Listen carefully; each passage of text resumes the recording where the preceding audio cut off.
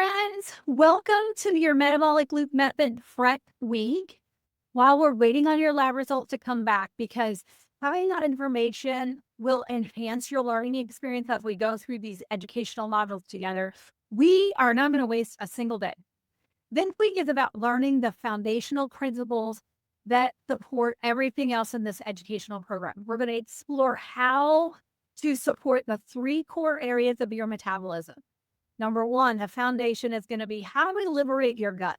Number two, how do we optimize those metabolic hormones? Number three is how do we power your energy system so that your cells can do the work that they were meant to do? This educational foundation is where your understanding and your resolve actually begin. So I'm so glad that you're here. All right. You probably felt like your body is working against you. I know many times I hear from clients that they're eating cleaner, they're trying harder, they feel like they're following the rules, but the weight is staying stuck, your digestion stays unpredictable, and your energy seems like it crashes every afternoon. And here's what I want you to understand. Your body is not broken. It is responding exactly as it should to the signals that it's been getting, and you'll understand that a lot more here in just a few minutes. So think about it. Your body has been keeping score.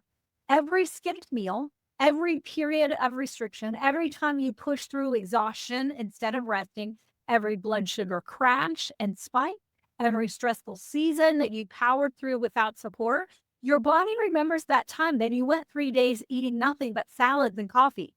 It remembers the months that you overexercised while under eating. It remembers every diet that started with enthusiasm and ended with you feeling like a failure. Your body remembers that. Eventually, your body stopped trusting that consistent care was coming. So it adapted to protect you. It slowed your metabolism to conserve energy because it never knew when energy was coming.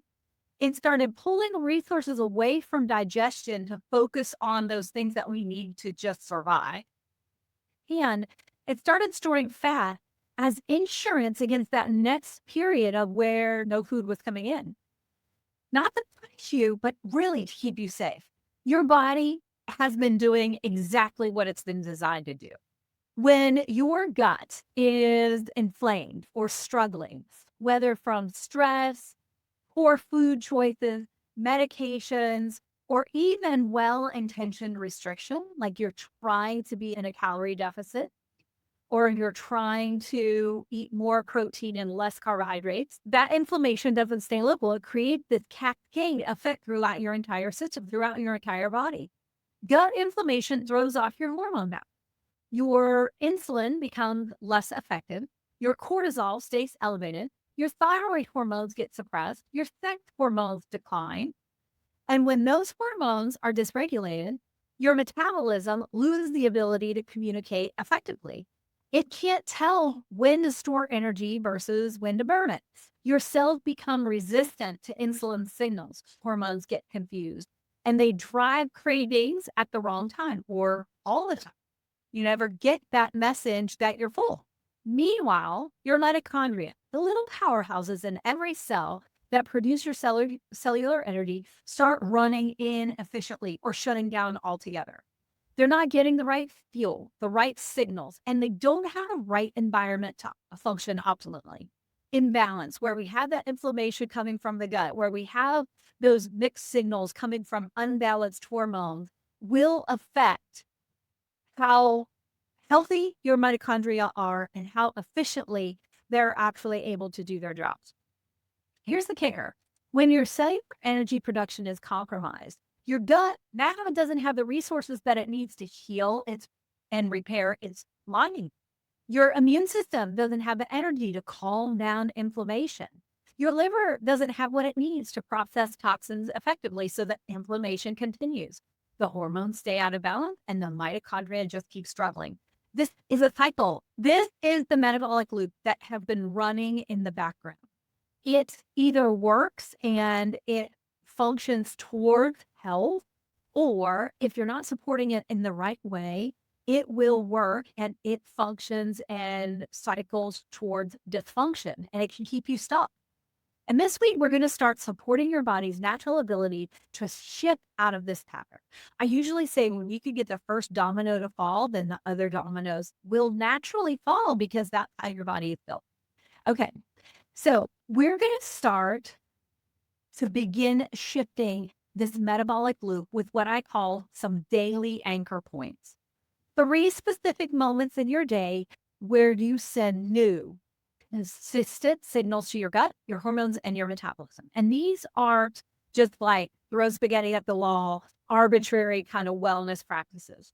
They're strategic and they're designed to interrupt these dysregulated patterns and start establishing new, healthier rhythm because your body functions on rhythm. And, many times we don't honor that rhythm. So that's what we want to do starting now. So you are going to have morning, midday, and evening practices to reset your biology. I want you to start your day with a morning reset. You're going to get natural sunlight within 30 minutes of waking. And I want you to get that sunlight in the back of your eyes. There are very specialized cells in the back of your eyes that actually do reset your 24-hour internal clock. I want you to drink water before coffee, and I want you to eat protein before carbs on your breakfast plate. So here's the science behind why this matters. Again, the sunlight hits these photoreceptors in your eyes, and during the first 30 minutes after waking, it triggers your suprachiasmatic nucleus, fancy word for your master clock that's in your brain. And this starts the healthy, natural rise of cortisol that you need to get your energy, your focus, your metabolism going. This isn't the stress cortisol that keeps you wired and tired. This is the cortisol that's supposed to peak in the morning to help wake you up, to help regulate your blood pressure, support your immune system, prime your metabolism for the day ahead. That morning light exposure also anchors your circadian rhythm, your internal clock that controls everything from hormone release to digestion to cellular repair. And then when this rhythm is disrupted, every system in your body is going to suffer. Now, after 6 to 8 hours without fluid, hopefully closer to 8 hours, right? We want you to have 8 hours of sleep. You wake up in a state of mild dehydration. Even a 2% drop in hydration affects your blood pressure, your cognitive clarity, your mood, and the way that your mitochondria function. Water, first thing in the morning, helps your cellular energy come online effectively, and it supports your natural detox processes that happened overnight. So it helps you, now that you've processed and you've packaged up some of these things that you need to get out of your body, this helps you to flush them out. Starting your day with protein does something remarkable. It triggers the release of GLP-1. Have you heard that before? Your body makes GLP-1 naturally. And this is your natural satiety hormone, which helps you to feel satisfied longer. It reduces cravings throughout the day and helps to stabilize your blood sugar for hours. And it prevents that insulin spike that you can have if you are not having that protein first thing in the morning. If you're eating the standard American breakfast, which is a lot of carb, whether that's bread, cereal, sweets, whatever it is, have a lot of carbs, it can spike your blood sugar. And then it can actually cause a drop in your blood sugar later. And there's your first craving. There's the first slump in your energy, and it happens right after breakfast. So you don't want to do that. Protein is going to, when you eat protein before carbs, you're teaching your metabolism that fuel is abundant and consistent. The opposite signal from what it's been receiving if you've been eating that standard American breakfast. Next is going to be your midday gut support. I want you to sit down, take your lunch break away from your desk, away from work, away from distractions if you can. Now, if you're a stay-at-home mom or if you're someone who has kids around you while you're eating, I want you to be sure that you're at least doing some of these things. And that is taking some deep breaths and grounding yourself, that you're having a meal at the table, that you're actually sitting down and you're not trying to do 3 things at once while you're eating. So sit down to eat without distractions. Take 3 deep breaths before you take your first bite and walk for 10 minutes after eating. It doesn't have to be a sprint and it doesn't have to be 30 minutes long. It can just be 10 minutes. Your nervous system state directly controls how well you digest and how well you absorb nutrients from your food. When you eat while distracted, multitasking, scrolling on your phone, or feeling rushed, you stay locked in sympathetic nervous system dominance, your fight or flight response.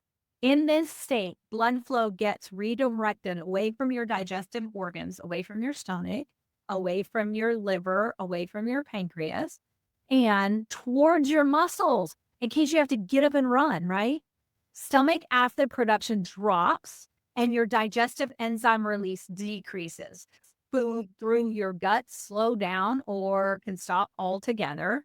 And even if you're eating the most nutrient dense, perfectly prepared meal, your body can't do much with it when your nervous system is telling you that you're under a threat. You're not going to absorb food, you're not going to digest it. So, taking a moment to sit down, breathe deeply, and be present with your food shift into parasympathetic nervous system dominant, your rest and digest state.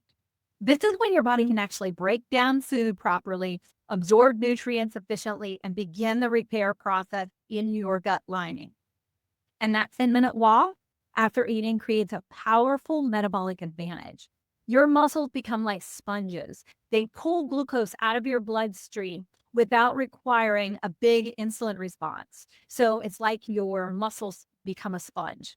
This flattens out your post-meal blood sugar curve. So instead of spiking your blood sugar, it actually causes it to rise, but to just not so high that it spikes that insulin release. It prevents the energy crashes that drive afternoon cravings. Remember, I said when you spike your blood sugar, your pancreas responds with a big dose of insulin, and that causes your blood sugar to drop rapidly, spike in your blood sugar, your insulin overshoots. And so now you have a dramatic drop in your blood sugar. And your body thinks that it is going to have hypoglycemia, and that can cause death. So what does it do? It can cause death to your cells. Your body causes you to crave carbohydrates because those are the fastest way to get your blood sugar back up. So now you've started this cycle already first thing in the morning. All right, now evening recovery. Turn your screens off 30 minutes before bed. I say an hour before bed.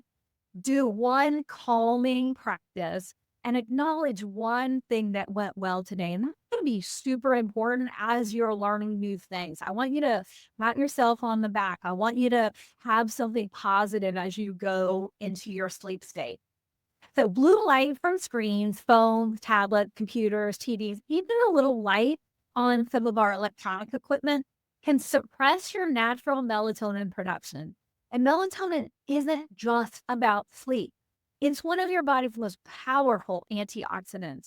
It's critical for overnight cellular repair, immune system coordination, and gut lining regeneration and repair. Without adequate melatonin, your body can't properly cycle into deep restorative sleep phases where most of our healing happens. Remember that early morning sunlight that you had, it actually improves how you sleep at night because it syncs up your circadian rhythm. So it prepares your body first thing in the morning with that light. It prepares your body for what you're about ready to do for sleep. Your calming practice, it can be anything. It can be a gentle stretching. It could be breath work. It could be a warm shower or a warm bath. It can be reading something peaceful. It can be listening to some music, and it can be meditating, praying, any of those things. But what it does is it's going to signal to your nervous system to begin the transition from day mode to night mode.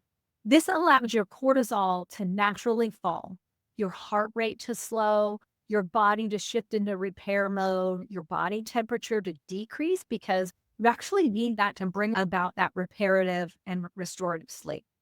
And here's something most people don't realize. The emotional tone that you carry into sleep affects the quality of your overnight recovery. If you go to bed replaying everything that went wrong, feeling frustrated or anxious or nervous about what's going to happen tomorrow, then your nervous system stays partially activated even during sleep. So you can end your day acknowledging something that went well, even something really small. It changes the neurochemical environment and your body that your body's going to recover overnight. You're giving your system permission to truly release and restore. And one other thing that I like to mention is that sometimes you can actually take something that didn't go well and you can reframe it in your mind as if it did go well. And that can give you some resolution. Okay. The science of small shifts. So, what we're doing this week might seem simple, but the biological impact is profound. Each of these anchor points creates what researchers call hormetic stress, small, beneficial challenges that make your system stronger and more resilient. You've heard of the thing, if you don't use it, you're going to lose it. Kind of the same thing. So, small little stresses throughout the day can actually make you more resilient. Morning light exposure doesn't just affect your sleep wake cycle, it influences your metabolism, your mood neurotransmitters, your immune function, even your gut microbiome. Mindful eating doesn't just improve your digestion, it enhances nutrient absorption, reduces inflammatory markers, helps to restore your body's natural hunger and satiety clues. And that's something that gets affected by what we eat, all of that. Evening wind down practices don't just help you sleep better, they lower cortisol, reduce systemic inflammation, support detox pathways, and allow your gut lining to repair overnight because that's when your body does most of its repair.